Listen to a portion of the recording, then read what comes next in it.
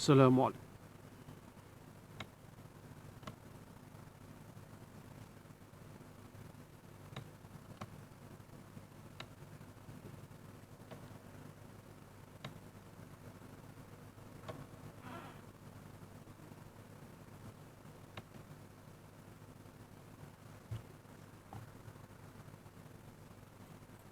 Tak boleh Ustaz, kita tunggu.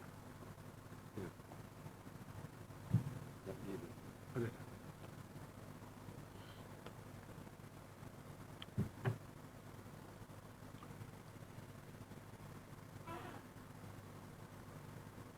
Assalamualaikum warahmatullahi wabarakatuh. Al-Fatihah. Bismillah. Ar-Rahmanir Rahim. Maliki yaumiddin. Iyyaka na'budu wa iyyaka nasta'in. Ihdinas siratal mustaqim. Siratal ladzina an'amta 'alaihim ghairil maghdubi 'alaihim waladdallin. Alhamdulillah rabbil alamin wal 'aqibatu lil muttaqin wa la 'udwana illa 'alal zalimin. والصلاة والسلام على أشرف الأنبياء والمرسلين وعلى آله وأصحابه أجمعين. رب اشرح لي صدري ويسر لي أمري واحلل عقدة من لساني يفقهوا قولي. سبحانك لا علم لنا إلا ما علمتنا إنك أنت العليم الحكيم ولا حول ولا قوة إلا بالله العلي العظيم. Sejumlah rahmat Allah sekalian, Alhamdulillah malam ini sekali lagi kita dapat bertemu dalam kuliah Maghrib. InsyaAllah kita akan memulakan pada kali ini untuk bab kitab yang berkaitan dengan munakahat. Telah pun selesai terdahulu berkaitan dengan ibadah. Jadi kita akan mulakan tentang bab munakahat. Sekalian, munakahat ni bab perkahwinan, bab perkahwinan. Mungkin semua dah kahwin, tapi kadang-kadang dalam kita menguruskan hal-hal kekeluargaan ini ada benda yang kadang-kadang kita tak tahu. Mungkin memulakan dengan kitab munakahat ini peringkat-peringkat asas. Mungkin bagi mereka yang belum kahwin, dan yang seterusnya nanti akan melihat bagaimana tentang pengurusan sebuah rumah tangga yang berkaitan dengan hukum-hukum munakahat. Banyak di kalangan kita ni kan, dalam menguruskan hal-hal rumah tangga, kebiasaannya dalam tempoh-tempoh awal perkahwinan, data-data perceraian banyak yang 5 tahun, selepas 5 tahun banyak bercerai. Mengapa dan kenapa? Ada sebab mungkin tidak memahami apakah hakikat sebenarnya perkahwinan itu. Sekadar dia kahwin itu sekadar untuk memenuhi maksud apa. Jadi sampai ke satu peringkat kita akui bahawa untuk melayari sebuah rumah tangga itu memang ada dugaan dan cubaan. Tapi harus dilihat bahawa pernikahan itu bukan satu yang memang akan dilalui oleh setiap insan, sama lelaki ataupun perempuan. Jadi kalau kita dapat memahami sebenarnya hakikat perkahwinan, insya-Allah walaupun apa berlaku dalam rumah tangga dapat diteruskan perkahwinan itu. Sekalian, jadi kita akan mulakan dengan benda-benda asas yang berkaitan dengan nikah tu. Terus sekalian, nikah tu dari segi bahasanya dakab atau bertaut, dikatakan itulah maksudnya bertaut antara satu sama lain, antara lelaki dengan perempuan bertaut. Itu dari segi bahasa. Dari segi syarak pula ialah satu akad. Satu akad yang mengharuskan, yang membolehkan hubungan lelaki perempuan selaku suami isteri yang dibenarkan hukum syarak. Satu akad. Akad ni ikatan, aqdun nikah, ikatan perkahwinan. Ikat, diikat lelaki dengan perempuan dengan syarat-syarat tertentu. Ada syarat lelaki itu macam mana, syarat perempuan itu macam mana, nak nikah tu pula macam mana, tak boleh jadi. Nikah tu ada rukun-rukunnya, jadi ada satu akad. Kalau kita lihat tu sekali dalam rukun-rukun nikah tu ada satu majlis ijab dan qabul, diakadkan. Majlis akad diikatkan, bukan ikat ikat dari sudut hukum syarak. Dalam rukun nikah tu ada ijab dan qabul, ada ijab, ada qabul. Itu. Kalau tak ada yang tu, tak boleh. Atau bermulanya satu ikatan, satu akad di antara lelaki dengan perempuan yang menepati syarat-syarat tertentu, ya, untuk dibolehkan berlakunya pernikahan dengan akad. Jadi itu satu akad yang mengharuskan. Bila ada akad tu, barulah boleh halal. Halal lah hubungan lelaki dan perempuan mengikut hukum syarak. Kalau tak ada akad tu, benda-benda yang tak boleh, macam contohlah katakan, ya, bersentuh dan sebagainya, tak boleh lah pasal dianya belum lagi, ya, belum lagi, ataupun benda-benda lain lah yang menjadi satu tujuan perkahwinan tu tak boleh. Melangkah nikah aja, maka dibolehkan. Perkara-perkara yang sebelum tu tak boleh. Itu kita. Jadi itu yang dikatakan istilah dari segi hukum syaraknya, ya. Dan sekalian, dalam Al-Quran, ya, ada beberapa ayat yang menyebutkan tentang pensyariatan nikah. Dan sekalian, Islam mensyariatkan perkahwinan dan menetapkan ada beberapa peraturan yang sempurna berasaskan kepada prinsip-prinsip yang kukuh untuk menjamin kestabilan masyarakat, kebahagiaan rumah tangga, tersebarnya kebaikan. Itu asas, ya. Kenapa disyariatkan perkahwinan? Itulah untuk satunya, dah tentu insya-Allah akan menaikkan zurat, dah tentu menaikkan zurat lepas bina masyarakat, ya. Dah tentu bila nak dilahirkan satu masyarakat yang baik, sudah tentu asasnya, asas yang baik. Tujuannya untuk bina masyarakat. Daripada dua orang akan bentuk keluarga, daripada keluarga untuk ramai sehingga jadi satu masyarakat. Daripada Adam dan Hawa, dua orang, sampai kita pada hari ini, ya. Ikatan itulah di antara ikatan perkahwinan adalah untuk membina sebuah masyarakat, satu masyarakat yang dapat melaksanakan, apatah lagi sebagai manusia itu sebagai khalifah di muka bumi. Tujuan kita ni, manusia ni diwujudkan, ada di dunia ni untuk bagaimana nak memakmurkan sebagai khalifah, nak memakmurkan alam ini. Itulah manusia. Manusia yang Allah jadikan seindah-indah kejadian. Laqad khalaqnal insana fi ahsani taqwim. Ya, bila Allah menjadikan Adam, ya kan, bila malaikat disuruh usjudu li Adam fasajadu illa iblis. Kemudian bila malaikat bertanya, kenapa, apa hebatnya Adam? Adam itu sebagai khalifah. Allah ajarkan pada Adam, wa 'allama Adam al-asma' kullaha summa aradahum 'ala al-malaikati faqala anbi'uni bi asma'iha. Dan Allah ajarkan Adam benda-benda yang sesempurnanya sebagai manusia paling hebat di kalangan makhluk-makhluk Allah. Jadi bila adanya manusia itu, apakah yang membolehkan sesuatu, ya, yang dapat melaksanakan bentuk satu masyarakat? Adanya ikatan perkahwinan yang dibenarkan oleh hukum syarak. Jadi dalam Al-Quran ada dalil-dalil yang menghendaki supaya berlakunya pernikahan, ya. Dalam firman Allah Subhanahu wa taala surah An-Nisa, ya, A'udzubillahi minasyaitonirrajim, fankihu ma taba lakum minan nisa masna wa sulasa wa ruba'. Ada perkataan maka kahwinilah. Fankihu, dalam Al-Quran disebut fankihu, ya, yang ma taba lakum minan nisa masna wa sulasa wa ruba'. Itu Ibnu Katsir kata itu dalil hadnya. Masna wa sulasa wa ruba', 4 aja, ya. Bukan pula masna 2, kemudian campur-campur sampai 10. Ada, ya. Had Ibnu Katsir sebut, ya, dalil menunjukkan bahawa had bilangan isteri yang boleh dinikahi oleh seseorang lelaki itu 4 saja. In khiftum alla ta'dilu, kalau kamu takut tak berlaku adil, cukup seorang. Ya, itu bagi berpesan kepada orang-orang yang teringin, yang tak fikirkan sama ada boleh berlaku adil atau tidak berlaku adil. Ada orang kata cuba dulu baru tengok adil tak adil. Orang main cuba dulu tu masalah, kan? Nak cuba dulu tiba-tiba tak adil, mana boleh, kan? telajak perahu boleh diundur. Telajak kahwin takut berlaku penginayaan. Ya, ini kadang-kadang orang nak 2, 3, 4 ni kadang-kadang apakah sebenarnya. Sedangkan maksud boleh 1, 2, 3, 4 tu ada sebab-sebab tertentu. Bukan hanya sekadar saja-saja, ada sebab-sebab tertentu.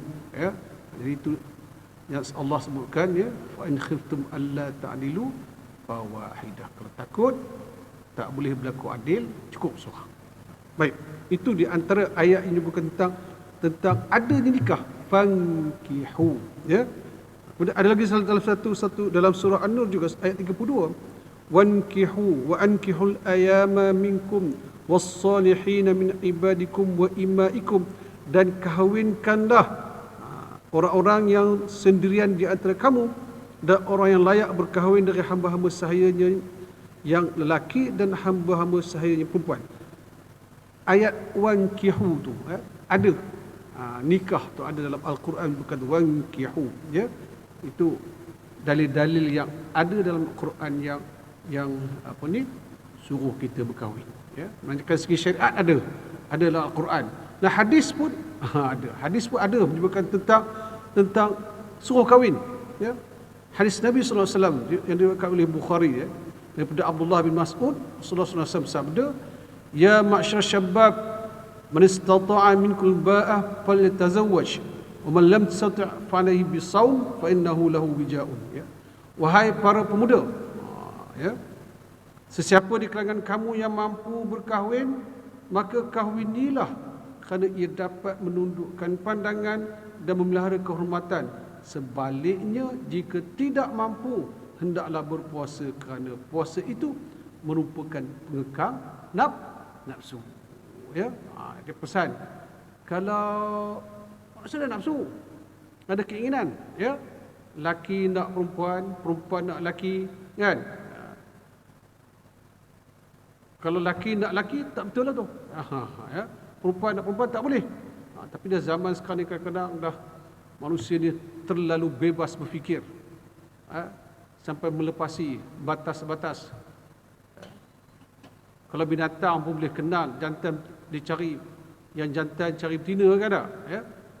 Kalau binatang, yang manusia ni, yang memuaskan nafsu, laki sama laki, laki cari laki, perempuan cari perempuan. So maknanya kan, siapa lebih baik? Siapa lagi hebat? Lagi hebatnya, dahsyatnya, yang jahatnya manusia lah kan. Binatang, dia tahu jantan betina, ya. Manusia ni Allah beritahu dah, okey, yang ni laki perempuan, perempuan laki, keinginannya. Tapi kalau dah lari ke lain, maknanya kan, bolehkah kita katakan bahawa mereka tu lebih teruk daripada binatang, ya? Sebab binatang Allah jadikan makhluk tak macam manusia, ya. Sebab makhluk ni seindah-indah kejadian, laqad khalaqnal insana fi ahsani taqwim. Kenapa jadi macam tu? Ya, kena difikirkanlah, ya. Sebab manusia ni jahat, ya. Iblis pun tak pernah tak dengan Tuhan, ya. Tapi Fir'aun mengaku Tuhan, ya. Dahsyatlah. Fir'aun tu manusia. Iblis dia tak mengaku Tuhan. Tapi dia marah pasal Adam tu. Jadi aba wastakbara wa kana minal kafirin. Iblis, ya, manusia ni yang dahsyat. Dah jahat dia manusia. Yang jahatlah, ya. Yang tak jahat tu semuanya kalau manusia lari dari fitrah, ya, nakkan untuk siapa yang mampu kahwin, ya. Tak mampu kahwin, nak turun nafsu tu, puasa. Sebab itu di antara perkara-perkara yang boleh nak menundukkan nafsu. Tapi yang pentingnya adalah hadis Nabi SAW disebut, man istata'a minkum ba'ah falyatazawwaj. Ada. Maka kahwinlah. Itu disuruh kahwin. Baik. Sekalian, itu di antara beberapa dalil yang ada sama ada dalam Al-Quran ataupun hadis yang kenapa disyariatkan kita supaya berkahwin. Sekalian, ada beberapa hikmah lah, ya. Islam memang menggalakkan kahwin, ya. Kerana terdapat banyak kebaikan sama ada untuk individu ataupun untuk masyarakat. Satu hadis Nabi daripada Abdullah bin Umar bin Amr, Rasulullah SAW sabda, ad-dunya mata'un wa khairu mata'id dunya al-mar'atu salihah. Dunia merupakan keseronokan sementara dan keseronokan yang paling baik ialah wanita yang solehah. Nak kahwin, carilah wanita-wanita yang solehah. Tapi bukan bermakna kita tu punya lelaki pun sama juga. Orang perempuan pun ada hak juga nak cari suami yang soleh. Lelaki yang baik untuk perempuan yang baik. Kita nakkan isteri itu bagus, kita pun kenalah bagus. Ini nak cari isteri yang baik, dia tak baik. Ada setengah orang tu dia jahat. Baik aku cari bini yang baik, mudah-mudahan bini yang baik tu boleh bimbing aku. Terbalik pula. Siapa nak bimbing ni? Suami bimbing isteri ke isteri bimbing suami? Aku ni lah jahat katanya. Cari isteri yang baik, dah terbalik pula dah. Tapi hadis ini menyebutkan tentang kehebatan dunia, tentang nak carikan keseronokan wanita yang solehah. Dan wanita yang solehah dia pun tak mencari suami yang soleh. Itu dia. Itu dia cerita tentang kebaikan ataupun nikmat untuk perkahwinan yang disyariatkan. Itu satu hadis Nabi. Satu hadis lain lagi menyebutkan arba'un min sunanil mursalin al-haya'u wat-ta'atturu was-siwak wan-nikah. 4 perkara yang merupakan sunnah para rasul, iaitu sifat malu, berwangi-wangian, bersugi dan nikah. 4 perkara yang jadi sunnah rasul. Malu. Manusia ni kena malu. Al-haya'u minal iman. Ada perasaan malu. Kalau tak ada malu, boleh buat macam-macam yang tak elok. Iman, disebutkan malu tu separuh dari iman. Kalau manusia tak malu, dia akan buat apa saja pun. Akan buat benda-benda yang sepatutnya tak boleh dia lakukan. Terutamanya dia malu untuk melakukan perkara-perkara yang Allah murka. Itu paling utama. Malu untuk melakukan perkara-perkara yang Allah murka. Setengah orang ni dia bukan takut atau malu Allah murka. Dia takut dan malu pada manusia. Dia takut pada Allah ke pada manusia? Dia semayang, dia buat kebaikan bukan pasal Allah tapi pasal manusia. Nanti aku buat baik ataupun kalau aku buat benda tak elok orang, apa pula kata orang? Aku buat tak elok, kalau orang nampak kan? Nampak macam tu kan? Sama ada. Dia takut Allah, malu pada Allah atau pada manusia. Jadi malu, perasaan malu tu disebutkan yang menjadi sunnah para rasul. Malu, berwangi-wangian. Pakai nak pergi masjid ke, nak pergi mana pun kita sentiasa sukakan yang wangi-wangi. Tak ada manusia pun rasa suka yang busuk, wallahu alam. Kita masuk tandas pun dia, kalau berbusuk masa nak masuk pun tak nak. Kalau tandas tu, memang tandas tu tempat yang buang benda-benda kotor, kan? Tapi takkan kita biarkan benda kotor dalam tu. Kita flush, hilang benda kotor. Ada pewangi pula nak masuk, senang. Jadi sifat manusia ni, yang menjadi sifat rasul, suka wangi-wangian. Semayang ke, nak ke mana-mana ke, suruh mandi selalu, bersihkan badan, nak semayang, supaya badan kita tak berbau yang tak elok. Bersugi, cuci mulut, berus mulut, bersugi. Itu di antara perkara yang sunnah Rasul. Dan yang akhirnya nikah. Rasul pun kahwin, kita pun kahwinlah. Itu dia kata perkara yang sunnah para Rasul ialah nikah. Yang termasuk 4 perkara yang disebutkan menjadi satu amalan para Rasul. Baik, terus sekalian, pelbagai hikmah dalam kenapa disyariatkan kahwin. Utamanya tentu untuk memenuhi fitrah manusia. Ada nafsu. Sebabkan tadi manusia ada nafsu, ada keinginan seksual. Ya, laki berkeinginan terhadap wanita dan begitulah sebaliknya. Itu lumrah, itu fitrah. Jadi fitrah itu ada pada manusia dan untuk melunaskan fitrah itu ialah dengan cara berkahwin. Ya, berkahwin, ya. Sebab Islam adalah agama fitrah dan Islam tidak menghalang fitrah manusia, tapi dengan cara-cara yang tentu. Fitrah manusia seksual itu enggak. Cara macam mana? Boleh dengan pernikahan, tak boleh kalau tanpa nikah. Tak boleh tanpa nikah. Kalau berlaku juga kahwin kemudian, itu masalah kesempatan sudah ramai, ya. Bukan sikit, ramai, ya, yang kerana nafsu terlajak baru nak kahwin. Baru nak kahwin, ya, berlakunya mengandung sebelum nikah, ya. Apa jadi status anak tu? Anak yang mengandung, anak yang terjadi sebelum akad nikah, ya. Nak bin siapa? Ya. Ada satu isu dekat Malaysia dulu kan, ya. Ini orang yang perjuangkan hak-hak manusia, ya, supaya tak boleh kena bin bapa tu juga. Nampak tak, ya?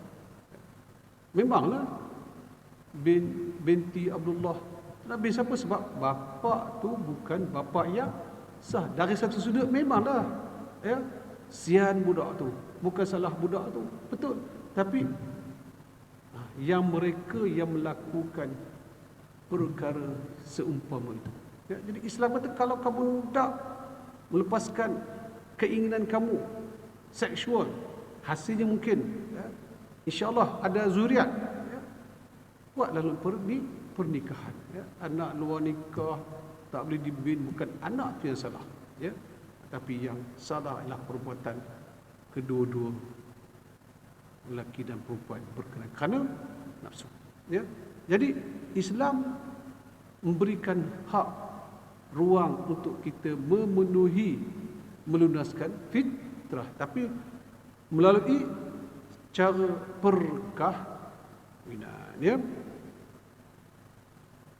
Itu di antaranya nak keperluan manusia, ya. Dan Nabi SAW pernah mengingatkan, ya, kalau ada juga orang yang tak nak kahwin, malas kahwin, ya, ada juga orang tak nak kahwin. Dia tengok ramai bercerai pun disyariatkan juga, tapi bukanlah semudah itu. Yang berlaku cerai sekarang ni, orang ambil jalan mudah, sikit-sikit cerai, ya. Sedangkan cerai itu jalan terakhir, dah tak boleh. Tapi kita ni sekarang ni yang berlaku sekali, dia cerai dulu, lepas tu baru menyesal, ya. Cerai dulu, dah tu pula cerai kadang-kadang terus geram je pasal talak 1000, dia kerap, ya. Lebih daripada 1, 2, 3, lepas tu menyesal, ya. Kenapa diutamakan cerai? Memang akui bahawa rumah tangga ni memang asam garam rumah tangga ni memang kan, ya, macam kata piramid kan, ya. Sedangkan lidah lagi tergigit. Ini kan pula suami isteri, ya. Sikit punya hal pun dah, ya, minum air kopi panas, nak cepat lecur lidah, marah. Yang bini tadi bagilah punya bagus kan, nak suami tu nak pergi cepat ke masjid, bagilah minum, cuma air tu panas sangat, marah. Baik isteri yang sediakan minuman tu baik tu, dah baik kan, punya nak bagi minum, cuma tersilap air panas, kena marah. Punya marah tu selagi lidah tu tak hilang pedih, selagi tu dia marah. Kecil punya pasal, ya, kecil punya pasal tak sengaja, ya, dah gaduh rumah tangga, ya. Ada rumah tangga ni benda kecil pun, tapi dibesar-besarkan, ya. Jadi sedangkan itu tak sepatutnya berlaku dalam rumah tangga, ya. Ada boleh diselesaikan dengan cara yang mudah, tapi kadang-kadang berfikir dengan cara singkat, terus cerai, Ya, apa jadi dengan kalau dah ada zuriat, ada anak, ya, ramai pula tu, kan? Siapa nak tanggung? Ya, banyak juga kes macam tu ya. Tak nak tanggung nafkah anak sebagainya kan ya. Siapa nak tanggung? Bila dah berpecah macam tu, susah ya. Dah pendapatan sikit, ya, anak ramai, duk berasingan, perintah nafkah kena ikut bulan-bulan. Tapi kalau duk sekali, ya, benda yang sikit boleh dimakan agih ramai-ramai. Tapi kalau dah duk berasingan, itulah kesannya kalau berlaku penceraian, terutamanya kepada anak-anak yang diceraikan. Kerana kadang-kadang yang bercerai itu hanya mementingkan kepentingan peribadi masing-masing, ya. Anak-anak jadi mangsa, itulah akan jadi sebahagian dari masyarakat. Jadi Nabi melarang, ya, orang yang suka membujang. Naha an tabattul. Nabi SAW melarang seseorang membujang. Membujang kerana nak beribadah. Nak beribadah, aku malas kahwin, aku malas berzikir je kerja. Nabi larang, ya. Nabi larang, ya. Baik. Satu hadis Nabi lagi menyebutkan dalam satu hadis, ya, radda Rasulullah sallallahu alaihi wasallam ala Utsman bin Maz'un at-tabattul walau azina lahu lakhtasayna. Rasulullah SAW menolak hidup memuja Utsman bin Maz'un kerana beribadah. Jika baginda membenarkannya, sudah tentu kami akan mengembiri dia. Ya? Hanya semata-mata nak beribadah, tak mau kahwin. Ya? Nabi melarang, Nabi tak nak, ya. Ini bagi orang yang tak nak kahwin, hanya semata-mata fikir aku ni biarlah nak beribadah, ya, nak tak nak kahwin, nanti susah nak beribadah, kata dia. So Nabi melarang kalau ada yang berkeinginan macam tu, ya. Yang kedua jelas tentu nak di antara hikmah kahwinan ialah untuk mengembangkan masyarakat Islam dengan keturunan yang soleh dan generasi yang itu matlamat perkahwinan, nak lahirkan generasi yang baik, keturunan yang baik. Ini kena difahami oleh orang yang nak berkahwin tu. Kenapa aku berkahwin? Okey, satulah nak melunaskan fitrah dia, nafsu. Tapi selepas tu yang lahir 2-3 orang lah, 5 dan 7 orang, ramai apa tu ya, 10 pun ada, 1,000. Untuk apa? Nakkan supaya generasi itu, nak bina generasi. Bukan saja-saja daripada 2 dapat anak 3, 4, 7, 10 ni. Yang 10 orang ni. Yang lahir daripada 2 manusia ni terdidik ataupun tidak. Ya? Terdidik ataupun tidak, bagaimana akan berlaku? Ya, untuk generasi, dia nak bina generasi. Itu yang dia perlu difikirkan oleh orang yang nak kahwin, ya. Sebab Nabi sebut, ya, tazawwajul waduda fa inni mukasirun bikumul umam yaumul qiyamah. Kahwinilah, itu cerita sebelah orang lelaki, kahwinilah wanita yang subur dan penyayang, sesungguhnya aku berbangga dengan umat yang ramai pada hari kiamat. Ramai, bukan ramai saja-saja. Sebab ada hadis Nabi menyebutkan, ya, akhir zaman nanti umat aku macam buih kosong. Tak nak biar ramai tu, ramai yang berkualiti. Dia tanggungjawab orang yang berkahwin dapat anak, kena fikirkan apa jadi dengan anak, ya, nak elok ke tak elok. Sebab nak kahwin kena fikirkan, ya, tentang matlamat adalah untuk bagaimana nak mendidik generasi akan datang. Kena fikirkan tanggungjawabnya, ya. Dia dah kahwin tu terutama suamilah, ya. Ya, nak didik anak, nafkah isteri, nafkah anak, pendidikan anak-anak macam mana, ya. Anak tu nak jadi apa, dia kena didik, ya. Dia lah hantar di mana supaya anak tu terdidik, dapat membina generasi. Itu satu tanggungjawab, ya. Bukan hanya semata-mata dia kahwin, biarkan nak jadi apa pun jadilah, InsyaAllah elok je lah. Tak boleh macam tu, kena biar. Antum nak terdidik macam mana anak-anak yang menjadi zuriat kita. Itu tentang yang yang kedua, untuk mengembangkan masyarakat Islam dengan keturunan yang soleh dan generasi yang terdidik. Yang ketiganya, kahwin itulah untuk mewujudkan ketenangan jiwa dan ketenteraman rohani. Itu matlamat, ya. Tenang jiwa, ketenteraman rohani, ya. Sebelum kahwin tak tenteram jiwa, pasal tak berjumpa. Tak berjumpa. Asyik rindu merindui. Dah cinta kan? Bila dah kahwin, okeylah, tenteramlah jiwa.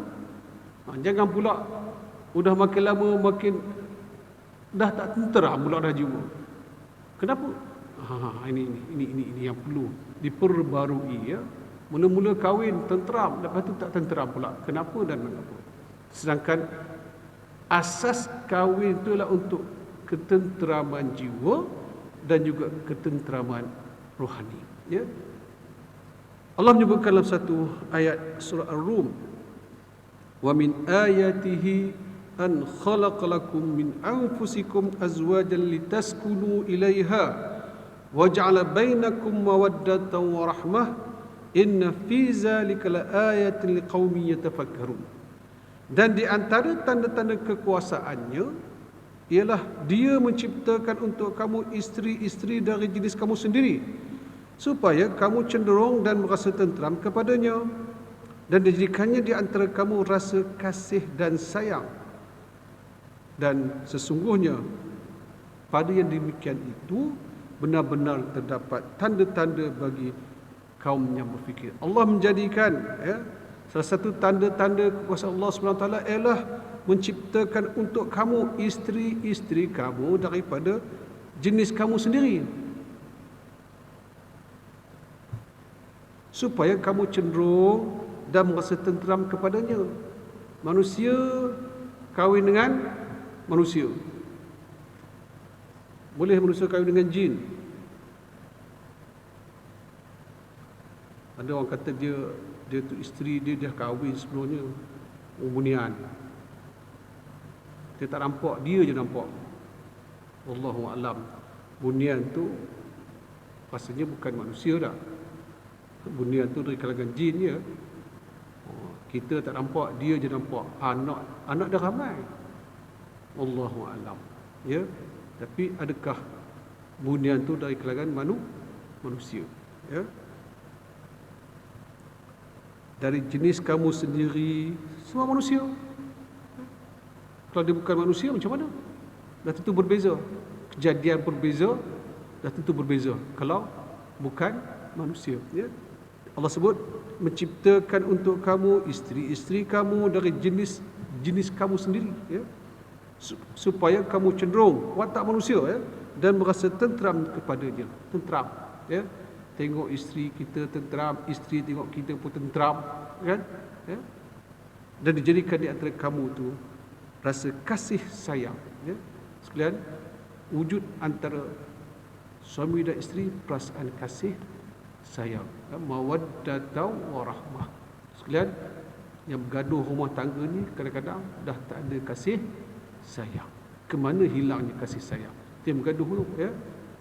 30 tahun, 40 tahun, 50 tahun, kadang bercerai. Di mana perginya kasih sayang? Ya? Di mana perginya kasih sayang? Sudah tak ada kasih sayang, tak ada. Kita dengan binatang pun kita kesiankan dia pasal ada perasaan kasih sayang. So kalau manusia, Allah sebutkan di sini lelaki dengan perempuan, suami isteri, Allah jadikan, ya, di antara kedua suami dan isteri itu perasaan ada rasa kasih dan sayang. Waja'ala bainakum mawaddatan wa rahmah, ya. Ya, itu di antara, ya, faedah ataupun hikmah kahwinan. Yang keempatnya adalah untuk memelihara daripada berlakunya keruntuhan moral.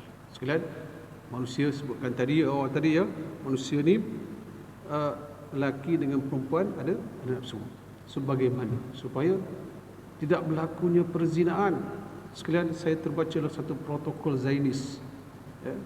Dia nak apa ni? Nak menghancurkan umat Islam ni bukan dengan kita tidak perlu menghalakan meriam, bom sebagainya untuk menghancurkan akhlak umat Islam. Tapi kita galakkan pergaulan bebas sehingga pada mereka perzinaan itu seolah-olah perkara biasa. Ya. Biasa. Ya. Kalau menyesal pun sikit je lah. Ya. Dah jadi, baru suruh tanggung. Ya. Baru suruh bertanggungjawab. Biasa. Ya. Perzinaan itu satu perkara biasa, bukan lagi menjijikkan dah. Itu dididik. Iaitu salah satu protokol Zionis untuk nak menghancurkan masyarakat. Kita hancurkan akhlak mereka, galakkan pergaulan bebas sehingga wujudnya perasaan ataupun di antara mereka itu perzinaan itu bukanlah sesuatu yang mengaibkan dan dianggap sebagai satu perkara biasa. Suka sama suka, apa masalah? Kan? Suka sama suka. Yang masalahnya ialah satu suka, satu tak suka. Itu pada dia. Ya? Jadi bila berlaku macam tu sekalian, satu lahir zuriat tidak ada sesuatu dari segi ikatan ataupun hukum. Ya? Ini yang rosaknya keluarga, rosak masyarakat. Tak berkahwin tapi ada anak. Macam mana? Itu yang single mother, ya, single parent, seorang je. Ya. Anak ni macam mana ya? Hancur rumah tak, hancur masyarakat. Kita ni ada, kita panggil pak ngah, panggil mak ngah, kan? Maklum sebab adanya ikatan nikah tu. So kalau tak ada ikatan nikah, dahlah status anak tu dengan bapa tu tak ada status. So dia ada tak pak ngah dia? Maklum dia tak ada. Sebab dia tu lahir daripada satu yang bukan ada ikatan nikah yang sah. Hancur masyarakat. So di mana? Ya, kita ni ada kasih sayang. Ya, sebab kita sayang, tu pak ngah kita, itu pak long kita, itu ada ikatan kekeluargaan. Jadi kalau dah tak ada ikatan macam tu, tidak ada pernikahan yang sah, apa jadi masyarakat? Ya, hubungan yang saya sebutkan tadi, ada pak saudara, dah tak ada dah. So hilang perasaan kasih sayang. Ya, sebab dari segi kita ni orang kata, ya, segi ikatan persaudaraan ni kan macam air dicincang tak akan putus, bergaduh macam mana pun ada ikatan persaudaraan. Tapi kalau lahirnya zuriat yang bukan dari ikatan yang sah, apa jadi dengan masyarakat? Ya, ini yang kita takut terpengaruh dengan pergaulan yang terlalu bebas, akhirnya rosak masyarakat, tak dah, ya, jadi macam, ya, macam yang kita amalkan sekarang, ya, dengan ikatan yang sah tu, kita ada pak saudara, mak saudara dan sebagainya. Jadi itu yang nak dijaga supaya dapat dipelihara satu akhlak dan satu lagi dapat dipelihara tentang ikatan kekeluargaan. Baik. Itu, ya, di antara, ya, yang keempat tentang memelihara akhlak ataupun menjaga akhlak manusia, ya, untuk supaya dapat jadikan sebagai pembinaan generasi yang akan datang. Ya, sekalian, mudah-mudahan, ya, apa yang sampai kepada malam ini dapat menjadikan panduan kepada melihat tentang apakah sebenarnya matlamat perkahwinan dalam Islam itu sendiri. Wallahu alam. Assalamualaikum warahmatullahi wabarakatuh.